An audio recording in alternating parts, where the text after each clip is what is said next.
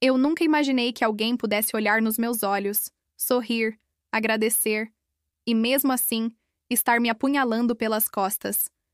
Às vezes, o pior golpe não vem de quem você mal conhece, mas de quem você decidiu chamar de família. Meu nome é Camila, tenho 30 anos, sou contadora e sempre levei uma vida discreta. Trabalho o dia todo em um pequeno escritório de contabilidade e à noite volto para casa, onde tudo é silêncio. Talvez soe solitário, mas eu gostava da rotina. Eu me sentia segura nela. Minha mãe sempre dizia que ajudar os outros era um dever de quem tem um pouco mais de estabilidade. Ela mesma me criou sozinha, batalhando muito. E eu cresci vendo nela um exemplo de generosidade. Por isso, sempre carreguei comigo o desejo de fazer algo por alguém, de retribuir o que recebi da vida. Nunca pensei que isso seria justamente o começo do meu maior pesadelo. Era uma segunda-feira chuvosa, e eu saí um pouco mais cedo do trabalho porque o sistema do escritório caiu. No caminho para casa, quase na minha rua, vi uma moça sentada na calçada, encolhida, com uma mochila molhada ao lado. Ela tremia de frio. Olhei rápido, com aquele impulso de seguir em frente como quase todo mundo faz. Mas alguma coisa em mim travou. Eu parei, voltei e perguntei se ela estava bem. Ela se chamava Letícia.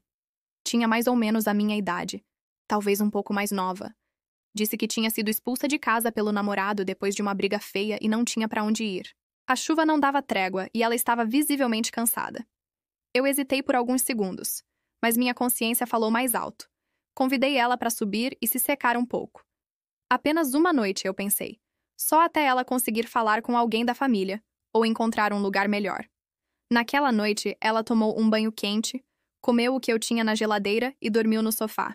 Pela manhã, eu fiz café, e ela me agradeceu tanto que chegou a me emocionar. Contou mais sobre a vida dela, sobre como tinha perdido a mãe ainda nova, que o pai nunca deu atenção e que vivia pulando de casa em casa. Meu coração apertou. Aquela era uma história que doía porque parecia de certo modo com a minha. Eu sabia o que era crescer sentindo falta de colo. Ela pediu para ficar mais uns dias, só até arrumar um emprego. Eu disse sim. Não pensei muito, apenas senti que era certo ajudar. Afinal, ela era educada, prestativa e demonstrava uma gratidão enorme por cada pequeno gesto. Em poucos dias, ela já me ajudava com a casa, cozinhava, arrumava as coisas e até falava em procurar um curso técnico. Nós ríamos juntas. Assistíamos séries à noite e conversávamos sobre a vida. Pela primeira vez em anos, minha casa parecia mais viva. Letícia era leve, carismática e parecia ser uma daquelas pessoas raras que a vida coloca no nosso caminho por acaso. Aos poucos, fui confiando mais. Dei uma cópia da chave, deixei ela usar meu notebook, compartilhei até meus acessos do banco, porque às vezes eu pedia ajuda com pagamentos ou organização de planilhas. Nunca passou pela minha cabeça que tudo aquilo poderia ser parte de um plano.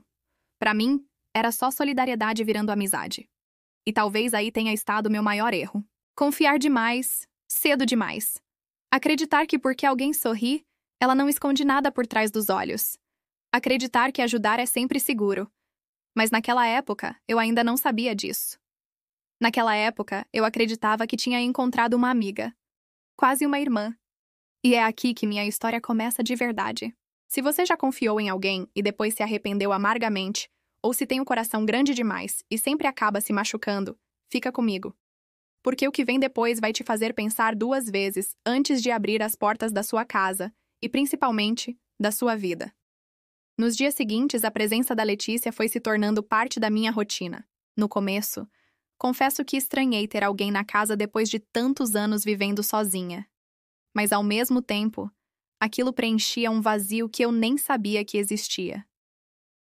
O silêncio da minha sala, antes tão comum, agora dava lugar a vozes, risadas e até pequenas discussões sobre qual série assistir. Ela era prestativa de um jeito que cativava. Lavava a louça sem que eu pedisse, limpava a casa com zelo, preparava um café gostoso pela manhã e sempre perguntava como tinha sido meu dia no escritório. Às vezes, até fazia um agrado, como deixar um bilhetinho carinhoso na geladeira ou preparar meu prato preferido quando eu chegava cansada do trabalho. E eu, boba que sou, comecei a sentir que ali nascia algo raro. Letícia dizia o tempo todo que queria recomeçar, que estava cansada de viver pulando de lugar em lugar, sem direção, e que pela primeira vez sentia que podia respirar em paz. Ver alguém valorizando tanto uma coisa simples como um teto e um prato de comida mexia comigo. Eu via nela o reflexo de alguém que só precisava de uma chance para mudar de vida. Nós passávamos horas conversando. Descobrimos gostos em comum, como o amor por livros de suspense e aquele apego por música dos anos 2000. Às vezes, saíamos para caminhar no bairro, tomar um café, e ela fazia questão de pagar com o pouco que tinha. Ela dizia que não queria abusar, que queria merecer estar ali. Tudo parecia leve, natural. Tanto que comecei a incluí-la em partes da minha vida que, até então, eram reservadas só para mim. Apresentei ela a alguns colegas do trabalho, comentei sobre ela com minha tia, até levei num almoço de família como minha amiga Letícia que tá passando uns dias comigo. E todo mundo gostava dela. Era difícil não gostar. Ela tinha aquele jeito doce, carente e ao mesmo tempo espirituoso, que conquista sem fazer esforço. Com o tempo, ela começou a se interessar mais pelo meu trabalho. Dizia que sempre achou contabilidade uma área de gente inteligente e fazia perguntas sobre planilhas, números e como funcionavam os impostos. Eu achava graça e, ao mesmo tempo, sentia orgulho. Era como ensinar uma irmã mais nova. Deixava ela ver como eu organizava meus arquivos, mostrava como funcionava meu sistema de trabalho e até passava dicas de organização financeira. Por confiar nela, comecei a deixar ela mexer em pequenas coisas. Coisas bobas, como fazer o pagamento da conta de luz quando eu estava muito atolada, ou revisar um documento simples antes de eu enviar. Coisas que, com qualquer outra pessoa, talvez eu hesitasse. Mas com ela, não. Porque Letícia já não era mais uma hóspede. Ela era parte da minha casa, da minha vida. Certa noite, lembro que ela me contou chorando sobre o dia em que perdeu a mãe num acidente de carro. Disse que foi o momento em que o mundo dela virou de cabeça para baixo, que nunca mais sentiu segurança em lugar nenhum, e que ali comigo, pela primeira vez em anos, ela conseguia dormir sem medo. Eu segurei a mão dela naquela noite e disse que enquanto estivesse ali, ela nunca mais ia se sentir sozinha. Foi sincero, de coração. Eu queria mesmo que ela tivesse a chance de ter a estabilidade que eu batalhei tanto para construir. Durante aquele mês, vivemos como irmãs. Dividíamos o café da manhã, as contas, os planos e até os medos. Eu comecei a pensar em ajudar Letícia a se recolocar profissionalmente. Conversei com uma colega da empresa sobre uma possível vaga administrativa para ela.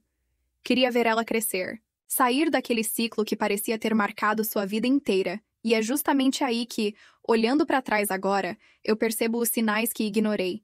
Aqueles detalhes pequenos que, juntos, contavam uma história muito diferente da que eu acreditava.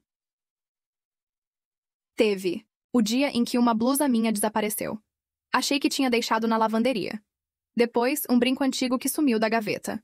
Pensei que tivesse perdido. Uma transferência bancária que fiz e que dias depois apareceu com um valor estranho. Coloquei a culpa no sistema do banco. Mas o mais grave foi quando encontrei meu cartão de crédito no bolso da calça dela, enquanto colocava as roupas para lavar. Ela riu e disse que devia ter pego sem perceber. Que tinha confundido com o dela, mesmo ela nem tendo cartão. Na hora, eu quis acreditar. Porque é isso que a gente faz quando quer ver o bem nas pessoas. A gente tapa os olhos. Finge que não viu. Se convence de que é só um engano. Mas o coração já começava a gritar. Mesmo assim, eu segui acreditando. Segui confiando. Segui abrindo portas, senhas, gavetas e segredos.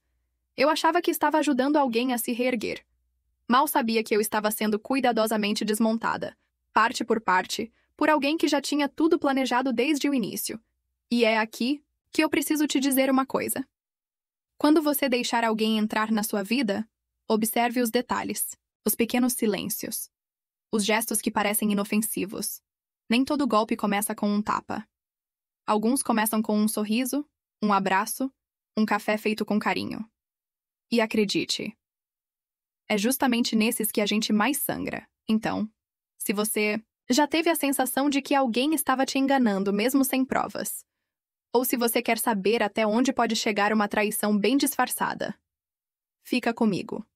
O pior ainda está por vir. Eu sempre achei que se um dia alguém me traísse, eu perceberia. Que meu instinto me protegeria. Que algo em mim gritaria tão alto que seria impossível ignorar. Mas naquele dia, o silêncio foi o único som que me avisou. Um silêncio seco, estranho, que me recebeu logo que abri a porta de casa. Era uma sexta-feira. Tinha saído mais cedo do escritório porque terminei um relatório importante antes do prazo. Estava animada para chegar em casa e comemorar com Letícia. Pensei em passar na padaria e comprar pão de queijo, aqueles que ela adorava, mas acabei indo direto, com a ideia de pedir algo por delivery. Queria relaxar, rir, colocar uma série, pra gente assistir juntas como fazíamos sempre, mas quando abri a porta, não encontrei cheiro de café, nem som de panela no fogão, nem a risada leve que ecoava pela casa. Encontrei o vazio. No começo achei que ela tivesse saído. Talvez fosse comprar alguma coisa ou tivesse ido caminhar. Mas bastou alguns segundos para minha intuição começar a se agitar. O sofá estava todo revirado, as almofadas no chão, a mesinha da sala, com marcas estranhas como se alguém tivesse mexido às pressas. E na estante, uma caixa onde guardo documentos importantes. Aberta. Corri para o quarto. Meu guarda-roupa estava entreaberto. Algumas gavetas estavam vazias. Meus perfumes, meus colares, um relógio que tinha ganhado do meu pai, tudo sumido. Foi aí que o pânico começou a subir. Abri a gaveta onde guardava o tablet do trabalho. Nada. Fui até a cozinha. Levei a mão à parede onde costumava deixar os cartões pendurados num porta-cartões discreto. Estavam todos vazios. Olhei para o cantinho onde Letícia deixava a mochila dela. Também não estava mais ali. Minha respiração começou a falhar. Tentei ligar para ela. Caixa postal. Mais uma vez. Nada. Olhei no meu notebook e percebi que ele não estava mais na mesa. Abri o aplicativo do banco no celular. Vi saques feitos nas últimas horas. Compras em lojas virtuais. Transferências estranhas. E meu cartão, de crédito estourado. Naquele momento, a ficha caiu. Ela levou tudo. Tudo o que pôde carregar. Meus objetos, meu dinheiro, meus dados, minha paz. Mas pior do que isso, ela levou minha confiança. Sentei no chão, no meio da sala, entre as almofadas jogadas, e chorei como há muito tempo não chorava. Um choro de incredulidade, de raiva de mim mesma, de vergonha. Porque mesmo com todos os sinais, eu acreditei. Eu defendi. Eu apostei. E perdi. Naquele fim de semana, entrei em contato com o banco, bloqueei cartões, refiz senhas e fui à delegacia registrar o boletim de ocorrência. Tive que explicar tudo. Contar que deixei uma estranha entrar na minha casa, que dei acesso aos meus dados, que confiei tanto que não percebi que estava sendo manipulada. A policial que me atendeu me olhou com um misto de pena e julgamento. Não disse, mas eu senti nos olhos dela. Como você foi tão ingênua? É difícil admitir, mas sim, eu fui. Eu quis tanto ajudar alguém que esqueci de me proteger. Voltei para casa naquele dia me sentindo vazia. Sabe quando tudo ao redor parece diferente? Minha casa já não parecia mais minha. Cada canto lembrava um momento com ela. Cada objeto parecia contaminado pela dor. E não era só o prejuízo material. Era a sensação de invasão. A quebra daquilo que era mais sagrado para mim. Minha intimidade. Meus sentimentos. Minha boa vontade.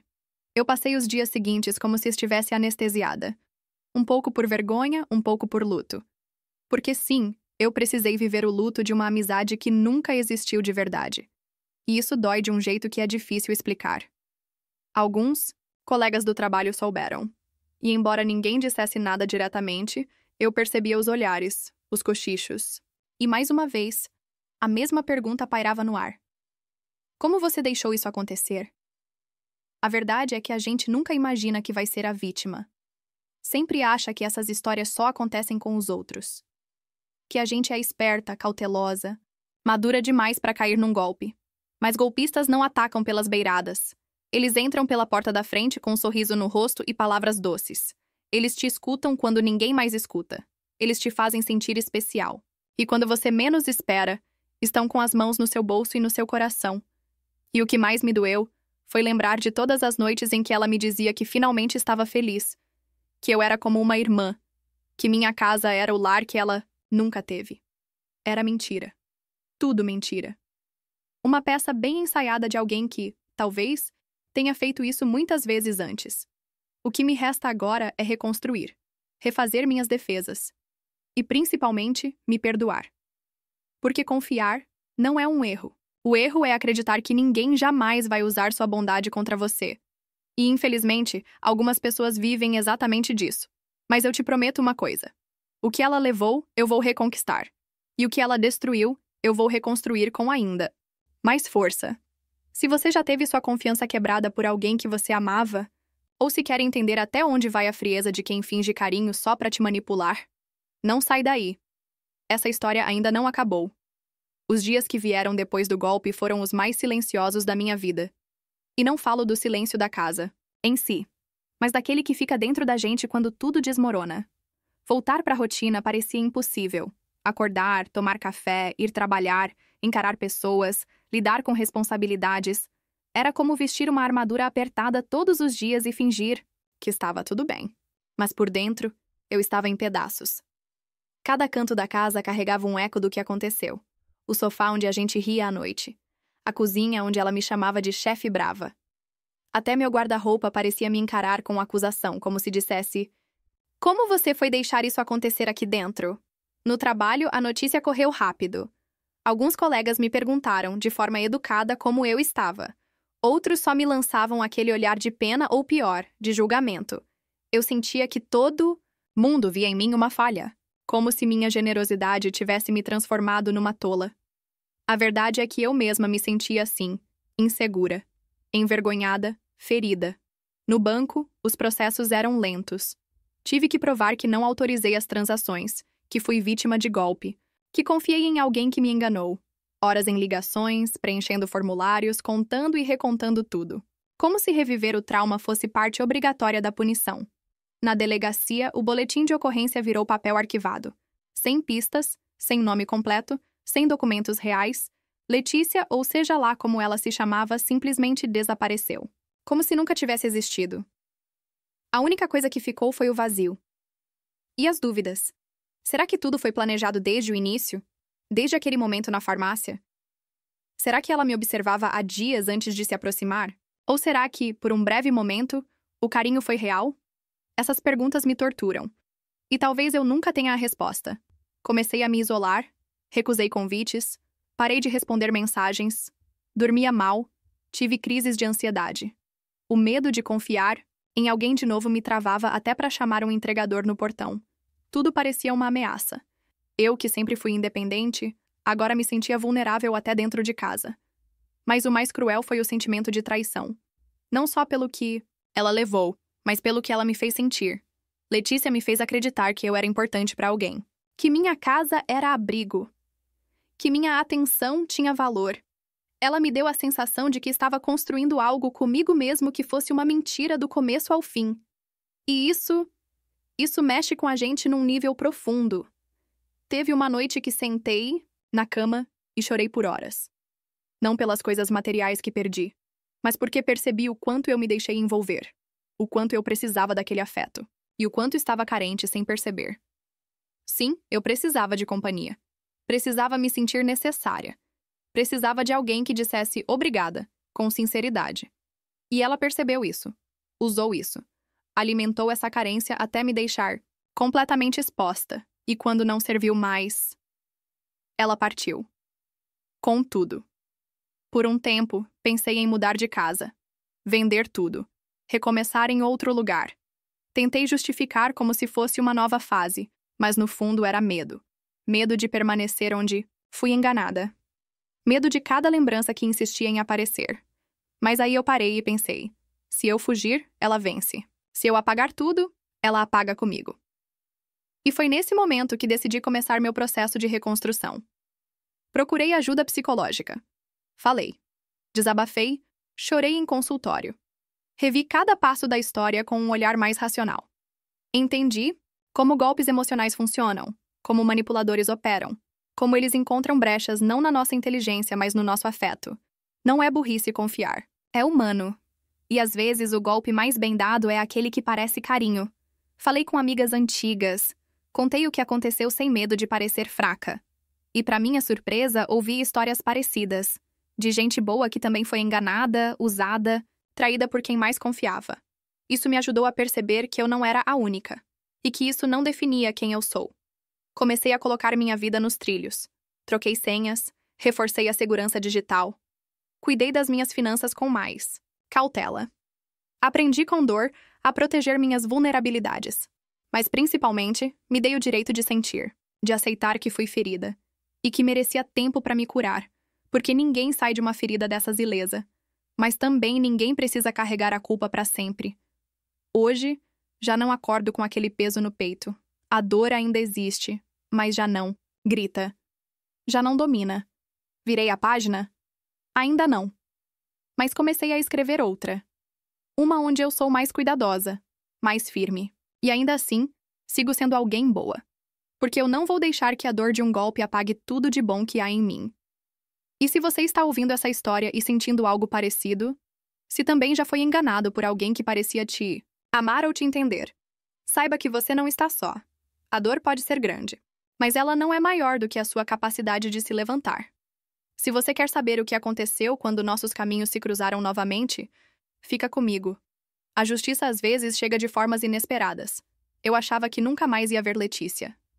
Tinha aceitado isso, mesmo sem respostas. Mesmo com o buraco que ela deixou. Me convenci de que pessoas assim desaparecem. Que fazem o que fazem e somem no mundo como se fossem fantasmas, deixando para trás apenas os destroços. Mas eu estava enganada. Passaram-se quase 4 meses desde o golpe. Eu já estava me reerguendo aos poucos. Tinha voltado à terapia, retomado minha rotina e até começado a sair de novo. Nada grandioso, um café com colegas de trabalho, uma volta no shopping no fim de semana, essas coisas. Foi justamente num sábado à tarde, num desses passeios simples, que tudo aconteceu. Eu estava na fila de uma farmácia. Irônico, eu sei. Foi ali que eu conheci Letícia. E foi ali que, de novo, nossos caminhos se cruzaram. Ela estava 3 pessoas à frente de mim. Usava um casaco cinza, capuz levantado e óculos escuros grandes demais para o rosto. Mas eu reconheci, na hora, o jeito de andar, de segurar a bolsa, até o modo de ajeitar o cabelo. Era ela. Letícia. Meu coração disparou. Um calor subiu pelo meu corpo como se eu tivesse levado um choque. Por um segundo, achei que estava tendo um ataque de pânico.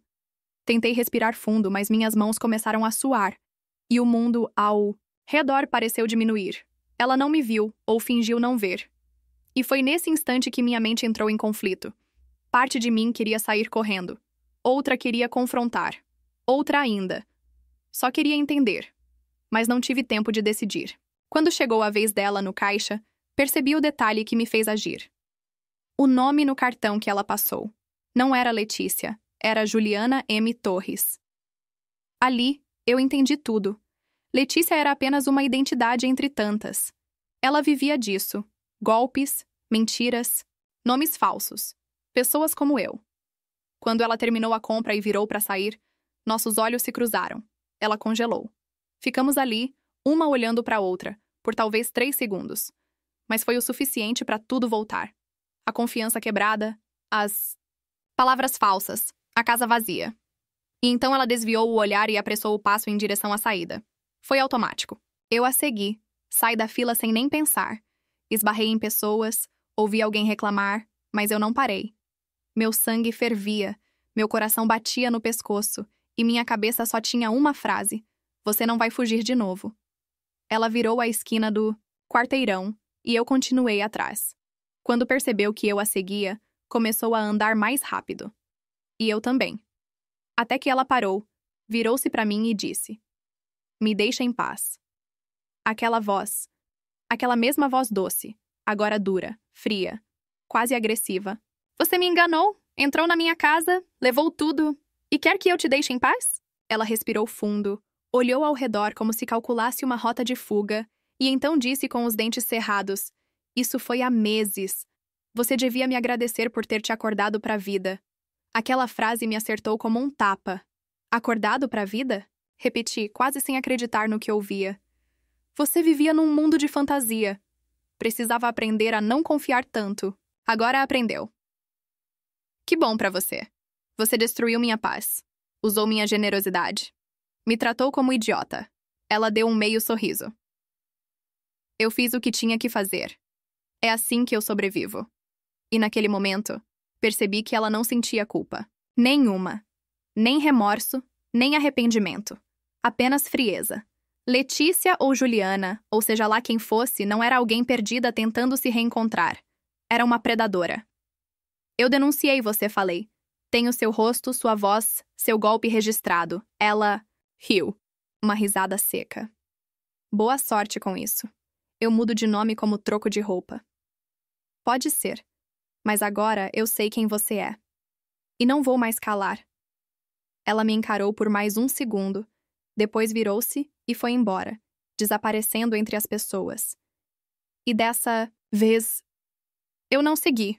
Eu não precisava, porque eu não era mais a mesma. Naquela tarde, entendi que o reencontro que eu tanto desejei não era para pedir explicações. Era para encerrar o ciclo. Era o momento que eu precisava para recuperar o que ela tentou roubar. Minha força. Voltei para casa com uma sensação estranha não de vitória, mas de encerramento. Como quem finalmente fecha um livro depois de reler a última página. A história. Ainda doía, mas agora eu tinha controle sobre ela. Na segunda-feira seguinte, voltei à delegacia. Acrescentei as novas informações no boletim. Entreguei uma descrição mais precisa. Contei sobre o nome falso. E embora eu soubesse que talvez nada mudasse, eu precisava fazer minha parte. Mais do que justiça. Eu queria que ninguém mais passasse pelo que eu passei. E foi aí que eu decidi contar minha história. Não apenas para mim, mas para outras mulheres. Outras pessoas que confiaram demais, que foram enganadas, que se calaram por vergonha. Eu queria mostrar que a culpa não é nossa. O erro não é confiar. O erro é de quem trai a confiança. Se você chegou até aqui, talvez tenha passado por algo parecido. Ou conheça alguém que passou. E eu te digo, com toda a sinceridade, sua dor é legítima. Sua indignação é válida. Mas você não está sozinha. E você pode, sim, recomeçar. Não é o fim. É o renascimento. Fica comigo. A parte mais importante ainda está por vir. Depois do reencontro com Letícia, alguma coisa dentro de mim mudou. Foi como se eu tivesse fechado uma porta que ficou aberta por tempo demais. E quando a gente fecha de verdade, começa a ouvir melhor o que está dentro e não mais o que ficou lá fora. Eu já não sentia mais raiva. Sentia lucidez. Foi aí que percebi que havia uma escolha diante de mim. Ou eu continuava presa à dor, do que me foi tirado, ou usava essa dor como semente para algo maior. E escolhi crescer. Comecei devagar, nos detalhes. Troquei os móveis de lugar, reciclei objetos que me lembravam dela. Não porque eu queria esquecer, mas porque queria transformar. E transformar é uma forma de se libertar. Voltei a cuidar de mim, cuidados simples, mas importantes. Cortei o cabelo, voltei a caminhar. Cozinhei só pra mim com carinho. Comecei a escrever. Não um diário comum, mas registros de tudo que aprendi naquele processo. Cada dor virou linha. Cada aprendizado virou parágrafo. E, sem perceber, construí ali o rascunho do meu recomeço. No trabalho, recuperei meu brilho. Me envolvi em novos projetos. Propus mudanças.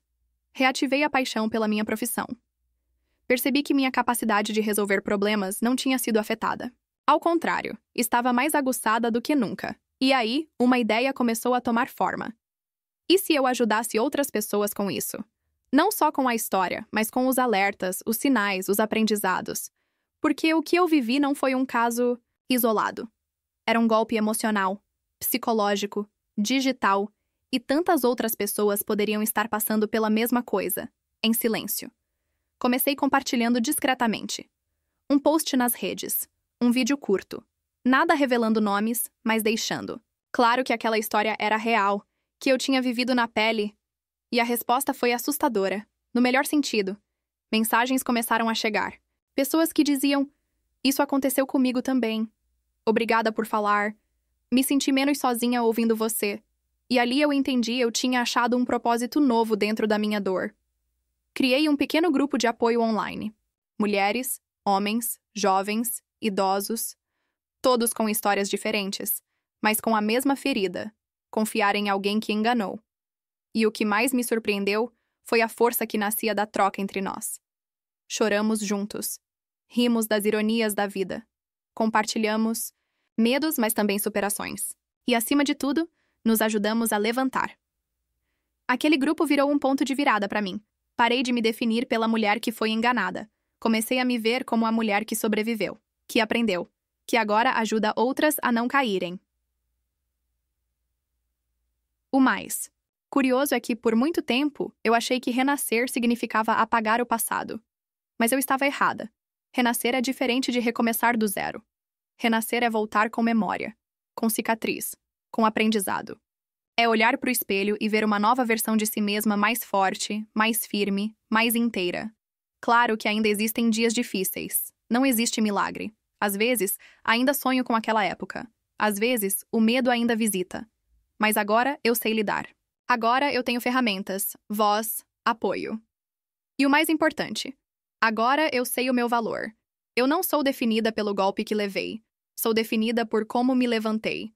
Hoje, olho para trás com um tipo diferente de dor. Uma dor que ensina. Uma dor que não me aprisiona mais.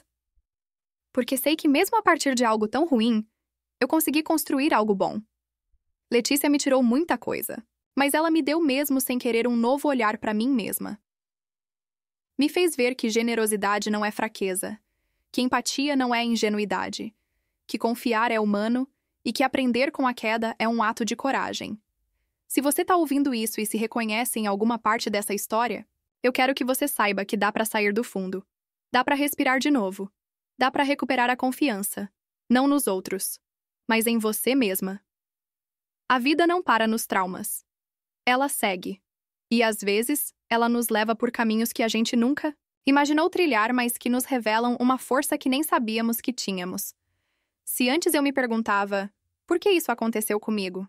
E hoje eu me pergunto, o que posso fazer com o que aconteceu? E a resposta é simples. Posso transformar. Transformar em alerta, em empatia, em reconstrução, em força. Ainda temos muito para conversar. E talvez, ao final dessa história, você também encontre seu próprio renascimento. Depois de tudo que vivi, entendi que a melhor forma de me proteger e proteger outras pessoas era transformar dor em informação. Porque o que me aconteceu, infelizmente, acontece com muita gente. E quanto mais a gente souber, menos vulneráveis seremos. Nesta parte, quero compartilhar com você orientações práticas que me ajudaram a entender como esses golpes funcionam, como nos envolvem emocionalmente e, principalmente, como podemos nos proteger. A primeira lição foi entender o padrão emocional do golpe. Golpistas não chegam com um pedido direto. Eles chegam com histórias, com carisma, com gestos que ativam nossa confiança. Foi isso que Letícia fez. Ela apareceu quando eu estava vulnerável. Ela se mostrou gentil, inteligente, parecida comigo.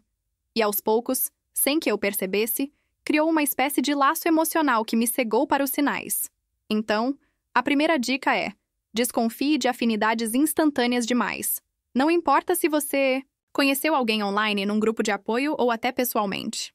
Quando tudo parece bom demais para ser verdade, pare, respire e observe. A segunda lição foi com minha psicóloga. Ela me disse algo que nunca mais esqueci. Golpistas emocionais se alimentam da sua carência, não da sua burrice. Isso mudou minha forma de enxergar o que aconteceu, porque por muito tempo eu me culpei. Me chamei de ingênua, de burra, de fraca. Mas a verdade é que todos nós temos brechas, e pessoas manipuladoras são especialistas em identificar essas brechas e se moldar a elas.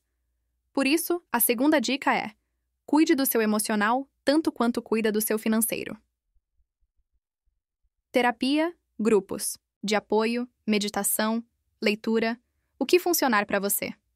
Quanto mais fortalecido você estiver internamente, mais difícil será ser manipulado externamente.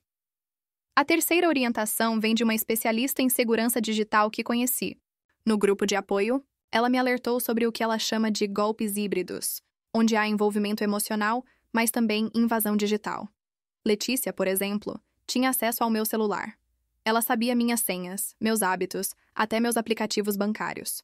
Hoje, eu sei que jamais deveria ter compartilhado essas informações, nem por confiança, nem por proximidade. Ninguém que realmente se importa com você precisa acessar suas contas. Então, aqui vão algumas orientações práticas de segurança digital. Nunca compartilhe senhas, nem com pessoas próximas. Ative a autenticação em 2 fatores em tudo: e-mail, banco, redes sociais. Mude suas senhas com frequência. Desconfie de pedidos de dinheiro, mesmo que pareçam vir de amigos. Golpistas clonam perfis e simulam situações de urgência. E o mais importante, confira sempre a identidade de quem está falando com você. Uma outra coisa importante: procure orientação legal. Quando denunciei o caso à delegacia, me senti ridícula. Achava que iam rir de mim. Mas a verdade é que esses casos são comuns, e sim, são crimes. Mesmo quando o prejuízo é só emocional, há consequências. Hoje existem delegacias especializadas em crimes digitais e estelionato afetivo. Você não precisa ter perdido dinheiro para denunciar. Portanto, se algo parecido aconteceu com você, procure ajuda jurídica. Apenas contar sua história já pode abrir caminhos para proteger outras pessoas. Também aprendi que conversar com outras vítimas é transformador. O grupo que criei virou um espaço seguro onde as pessoas falam sem medo, sem julgamento. Ali, percebi que a vergonha diminui quando a gente encontra acolhimento e que a força aumenta quando a gente compartilha. Então, se você está ouvindo isso e sente que precisa conversar, procure grupos de apoio. Hoje há comunidades online que acolhem mulheres vítimas de relacionamentos abusivos, golpes emocionais, manipulação. Você não precisa passar por isso sozinha e, para encerrar, quero te dar algo simples, mas poderoso. Confie de novo. Mas agora, com sabedoria. Não deixe que uma pessoa que te enganou mate sua capacidade de amar, de se conectar, de ser generosa. O mundo precisa de gente boa como você. Só que, agora você é boa. E atenta. Carinhosa. E forte. Empática. E consciente. Foi isso que eu me tornei. E você também pode. Gente que começou projetos, escreveu livros, voltou a estudar, rompeu ciclos. Porque o renascimento não precisa ser solitário. Ele pode e deve ser coletivo. Se essa história te tocou até aqui, fica comigo. Você vai se surpreender com a força que nasce quando a gente transforma dor em ponte. E lembra, não é o fim. É só o começo da sua nova versão. Se alguém tivesse me dito, lá no começo de tudo, que um dia eu estaria aqui contando essa história, eu teria rido, sem acreditar. Naquele tempo, eu só via dor, só sentia vergonha. Vivia tentando entender como alguém que parecia tão próxima, tão verdadeira, conseguiu me destruir daquele jeito. Mas a vida tem seus próprios planos. E às vezes, o que parece um fim é só o início de um caminho que a gente nunca teria escolhido, mas que, no fim das contas, nos transforma completamente.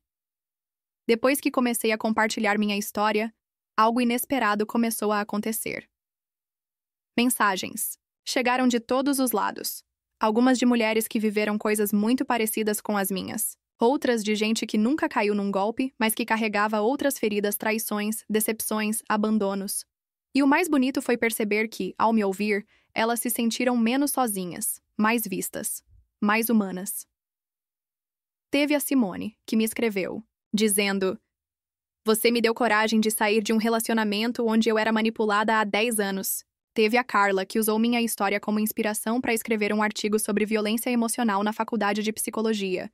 E teve até uma senhora de 65 anos que mandou um áudio, chorando, dizendo: eu achei que só eu tinha sido enganada desse jeito. Achei que minha vida tinha acabado. Mas agora, sinto que ainda posso recomeçar." Cada uma dessas mensagens foi um lembrete poderoso. Minha dor virou ponte. E é aí que mora a beleza das histórias difíceis. A gente não consegue apagar o que viveu, mas pode dar a isso um novo significado. Com o tempo, aquele grupo de apoio que eu criei cresceu. Virou uma pequena rede. Hoje, organizamos encontros online, rodas de conversa, convidamos especialistas, trocamos aprendizados. Não somos vítimas. Somos sobreviventes. E mais do que isso, somos sementes de reconstrução. Foi assim que nasceu meu projeto pessoal. Um canal com histórias, entrevistas, alertas e conselhos. Tudo gratuito. Tudo feito com o coração. E o mais importante, com verdade. Eu decidi que não quero que outras pessoas passem o que eu passei, pelo menos não sozinhas. Quero que saibam que dá pra sair. Dá pra curar. Dá pra transformar. Porque cada vez que uma mulher encontra sua voz depois de um trauma, o mundo muda um pouquinho. E foi isso que Letícia nunca vai entender. Ela tentou apagar minha luz, mas sem querer, acabou acendendo uma fogueira. Hoje, eu sou mais forte, mais consciente, mais inteira. Não porque nada me atinge mais, mas porque agora, quando algo me atinge, eu sei me levantar. E se você está aqui, me ouvindo até agora, é porque, de alguma forma, essa história também bateu aí dentro. Talvez você já tenha vivido algo parecido. Talvez conheça alguém que viveu. Ou talvez só queira entender melhor como se proteger e proteger quem você ama. De qualquer forma, quero te agradecer por ter ficado até aqui, por ter me escutado, por ter me permitido dividir essa parte tão sensível da minha vida com você. E quero te fazer um convite. Se essa história te tocou, compartilhe. Pode ser com uma amiga, um parente, alguém que esteja passando por um momento difícil. Às vezes, uma simples história pode ser o empurrão que falta para alguém se libertar. E se você quiser continuar nessa jornada comigo, se inscreva no canal, ative as notificações e deixe seu comentário. Me conta o que você sentiu, o que você pensou, se algo ressoou aí dentro. Aqui, ninguém está sozinho. Aqui, cada história importa. E juntas, podemos construir um espaço de cura, força e reconstrução. Porque mesmo depois da dor, a vida continua. E ela pode ser ainda mais bonita. Obrigado por caminhar comigo até aqui. Nos vemos no próximo vídeo.